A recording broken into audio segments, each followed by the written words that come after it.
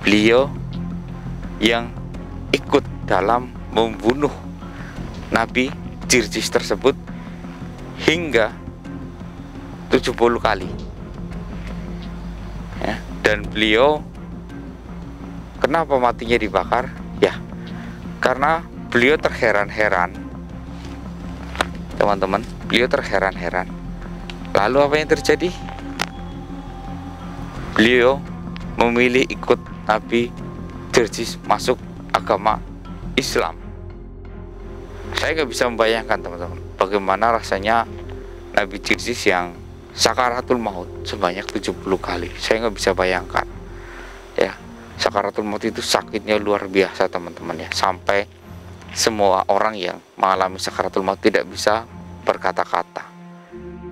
Assalamualaikum warahmatullahi wabarakatuh, teman-teman. Ini saya berada di sebuah lokasi. Ini saya sedang menuju ke gua ya, teman-teman ya. Ini bukan gua Hiro ataupun gua apapun ya, teman-teman, tapi ini adalah gua yang dibuat oleh manusia zaman penjajahan dulu, teman-teman. Katanya gua ini itu dibuat ada 7, teman-teman, tapi guanya ini ya, teman-teman ya, itu enggak terlalu dalam ya. Jadi banyak orang yang di era modern seperti ini itu mengais rezeki di gua itu. Kenapa? Karena di gua itu pertama banyak ular. Ular itu sumber rezeki untuk warga sini ya, karena bisa dijual gitu, teman-teman. Ularnya itu banyak ya. Dan juga yang kedua itu kelelawar, teman-teman. Kelelawarnya itu banyak dan juga besar-besar. Nah, makanya itu saya ingin ke gua itu untuk melihat. Katanya itu ada kelelawar yang besarnya itu seorang gitu, seseorang ya, maksudnya seorang itu kayak seukuran saya gitu, teman-teman, dan sayapnya itu sangat besar. Nah, ini yang menjadi pertanyaan saya, itu kalau ditembak orang bilang itu nggak mempan. Nah, ini pertanyaan saya, ini kelelawar apa yang gedenya seperti saya? Ini bahaya loh, bisa memakan orang. Tapi untung aja kalau kelelawar itu makannya buah ya, kebanyakan itu ya kayak buah-buah di hutan, kayak pohon kelapa, terus buah apa itu, pisang, kayak gitu ya, teman-teman ya. Nah, untung aja kayak gitu. Nah, ini saya penasaran. Katanya kelelawar yang besar itu adalah induk dari semua kelelawar ya. Kalau kelelawar yang utama ataupun ratunya itu ditembak, maka yang lain itu akan berterbangan dan mengejar yang menembak ya, kayak lebah gitu, teman-teman. Modelnya kayak gitu, kayak koloni lebah. Ketika kita mengganggu sarangnya, mereka itu akan menyerang. Nah, ini saya sedang mencoba ya, teman-teman ya. Ini sebenarnya kalau untuk menghancurkan kelelawar gampang kok. Tinggal kita bawa parfum yang sangat wangi ataupun baygon bisa juga, teman-teman. Kita semprotkan ke diri kita aja ataupun ke sekeliling, maka mereka nggak akan berani mendekat. Nah, ini saya sudah menyemprotkan tadi parfum plus baygon di jaket-jaket saya, teman-teman, sama celana saya. Ini pun wanginya tidak karuan ya, sampai bikin saya pusing. Tapi nggak apa-apa lah. Ini demi ingin melihat nyata secara langsung ini kelelawarnya asli atau siluman gitu, teman-teman. Ayo Mas Evi, kita lanjut aja langsung ke guanya aja. Bismillahirrahmanirrahim.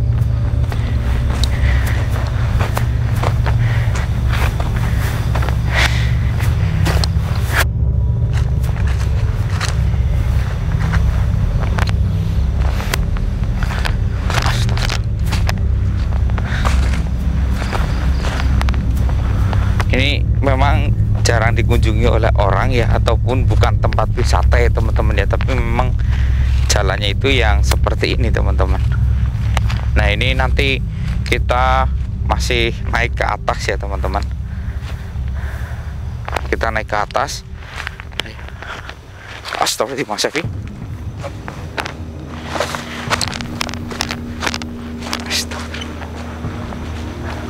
Wih, kita dihadang nih sama. Halo, assalamualaikum.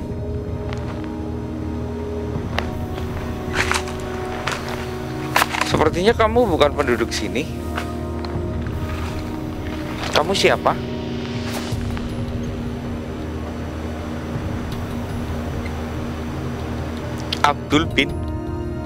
Ahmad. Bentar. Abdul bin Ahmad. Kamu dari mana?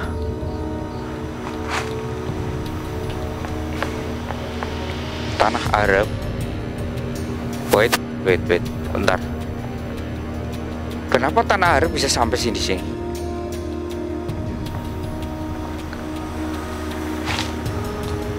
Oh, jauh sekali ya. Jadi teman-teman, ini dia berkata namanya Abdul bin Ahmad ya teman-teman. Dia berada dari negara tanah Arab. Dia bisa sampai ke sini karena ketika dia meninggal itu dibakar teman-teman, dibakar, dan dia abunya terbawa debu ya, abunya itu terbawa debu dan terkena uap air, dan airnya jatuh sampai ke negeri ini teman-teman. Jauh sekali ya, uap air pun membawa debu sampai membawamu sampai ke sini. Jauh sekali. Kamu sudah berapa lama di sini? Apa?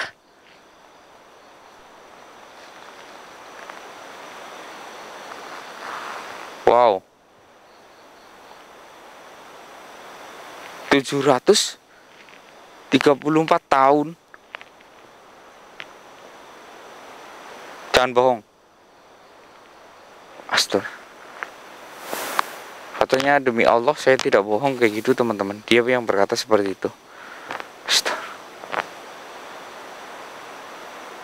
Jadi kamu berada di sini terus? Oh.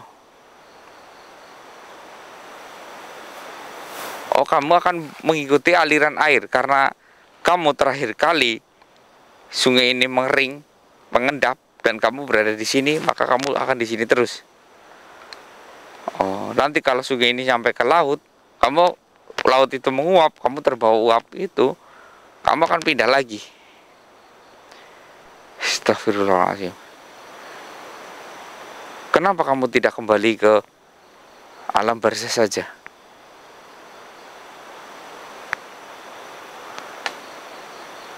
Oh.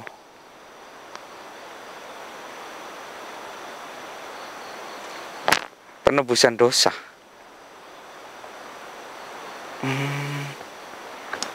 Masih ada penebusan dosa ketika orang sudah meninggal. Oh, hanya orang tertentu saja. Bentar. Dosa apa yang pernah kamu lakukan selama hidupmu? Oh, jadi teman-teman, dia ini adalah seorang budak ya teman-teman ya, budak dari kerajaan, dan dia menuruti apa yang dikatakan majikannya ataupun pembelinya, dan pembelinya itu menjadikan dia itu seperti tentara, tapi tentaranya itu nauzubillah min dzalik, yang sangat nurut sekali dengan ucapan dari pemimpinnya, entah itu benar atau salah. Nah, kesalahan dia, auzubillah min dzalik. Ini kalian ingat Nabi Jirjis enggak, teman-teman? Nah, beliau yang ikut andil. Beliau yang ikut dalam membunuh Nabi Jirjis tersebut hingga 70 kali. Ya, dan beliau, kenapa matinya dibakar? Ya, karena beliau terheran-heran. Teman-teman, beliau terheran-heran.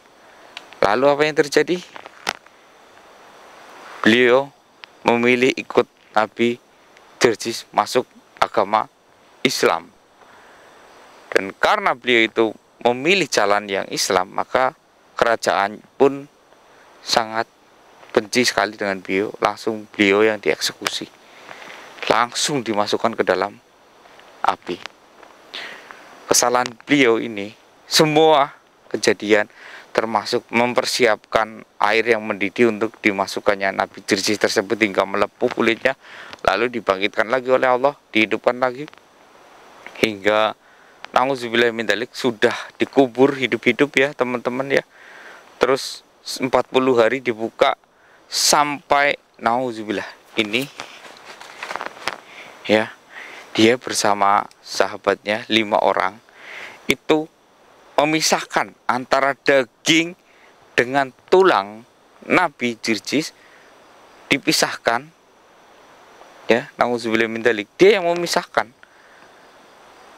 diuliti gitu teman-teman ya, sampai nggak ada satupun daging yang menempel. Tapi Allah berkehendak lain ya, dari tulang itu tiba-tiba tumbuhlah daging dan menjadi manusia lagi. Nah, sejak itu beliau lebih memilih patuh terhadap Nabi Jirjis tersebut untuk memeluk agama Islam, karena beliau sudah yakin bahwa agama Islam itu adalah agama yang ditentukan oleh Tuhan ya, kayak Allah itu memang meridhoi agama Islam gitu teman-teman. Dan beliau akhirnya menempuh jalan itu. Astagfirullah. Iya.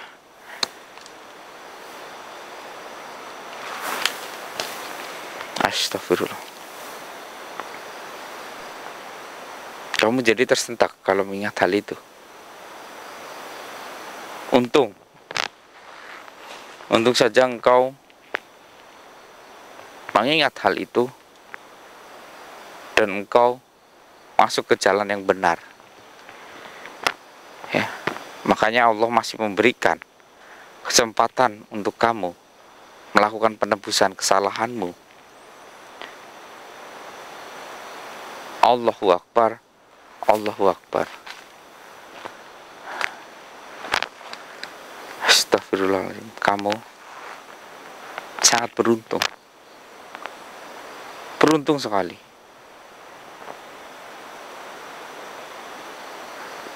Di saat terakhir hayat hidupmu, kamu sudah benar-benar masuk Islam ya. Kamu bisa lihat kan, berapa banyak teman-temanmu dan rajamu, bagaimana dia sekarang? Pasti kamu mengetahuinya kan.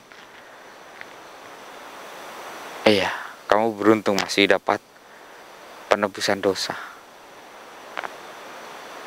Astagfirullahaladzim. Astagfirullahaladzim. La ilaha illallah Muhammadur Rasulullah. Ternyata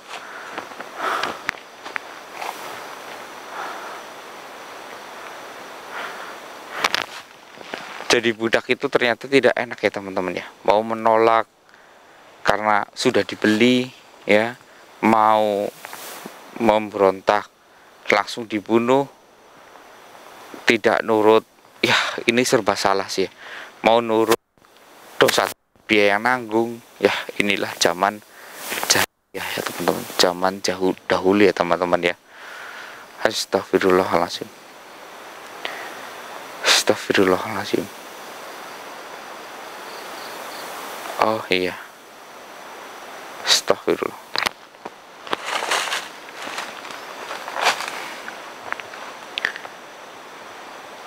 Oke.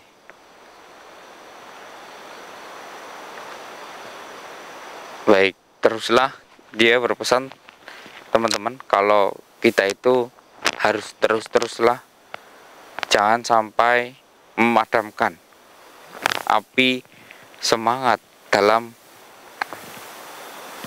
mengerjakan ibadah seperti apa yang dilakukan junjungan kita, Nabi kita ya, Nabi Muhammad SAW. Mungkin di zaman beliau itu Islam belum sempurna ya, karena yang menyempurnakan Islam itu adalah Nabi Muhammad ya, Nabi terakhir.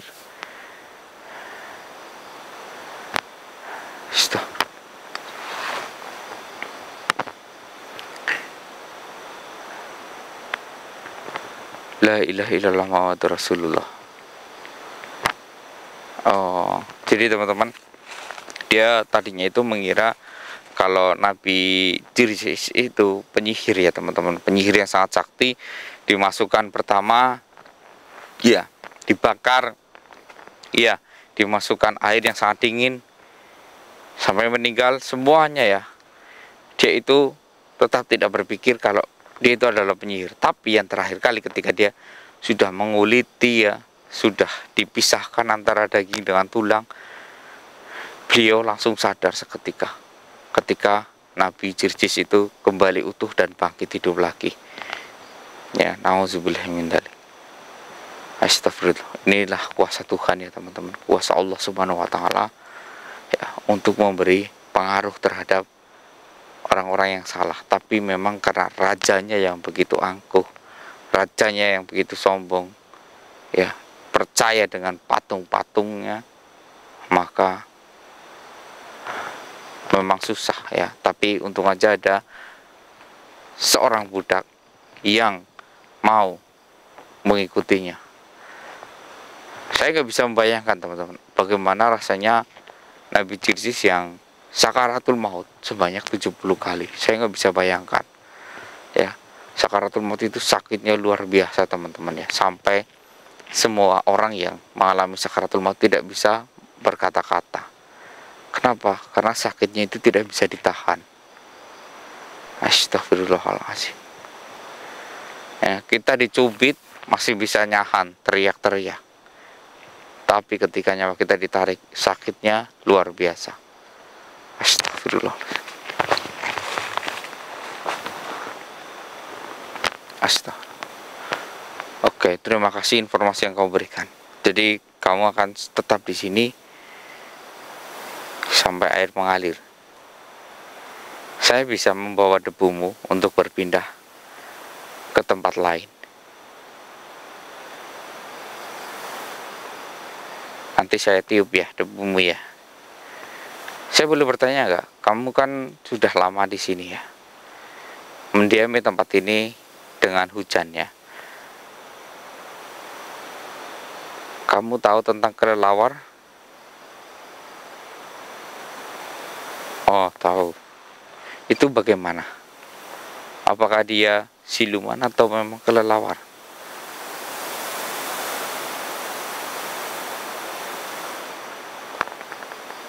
Oh, baik.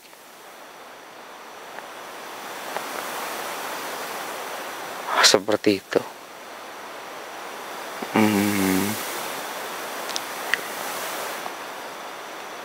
Iya. Astagfirullah.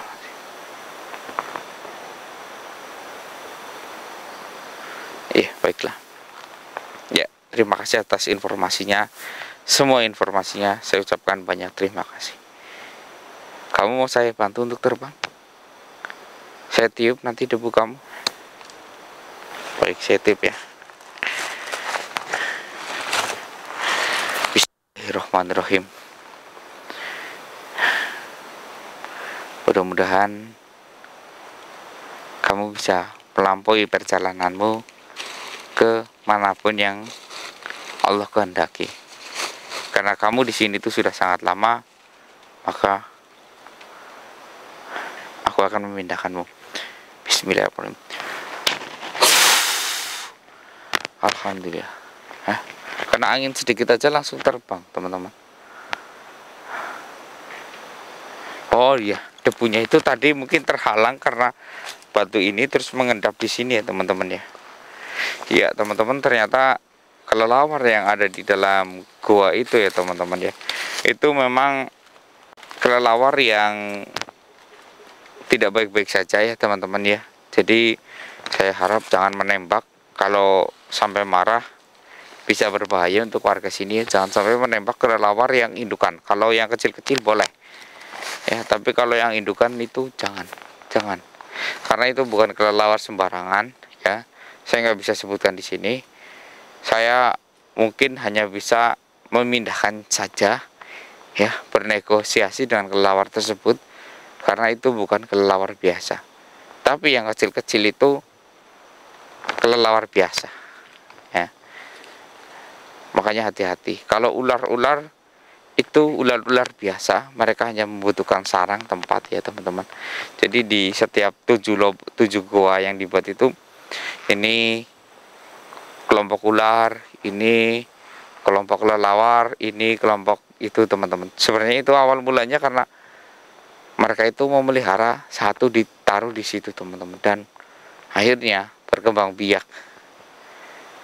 Ya, sebenarnya ular-ular itu tadinya itu untuk menghadang ya. Tadinya mungkin dulu ularnya itu jinak-jinak ya, karena memang dipelihara dan untuk menghadang orang-orang yang kayak orang-orang yang menjajah itu berniat buruk mau masuk ke gua itu nggak jadi ya, karena ular-ular itu ditaruh di situ.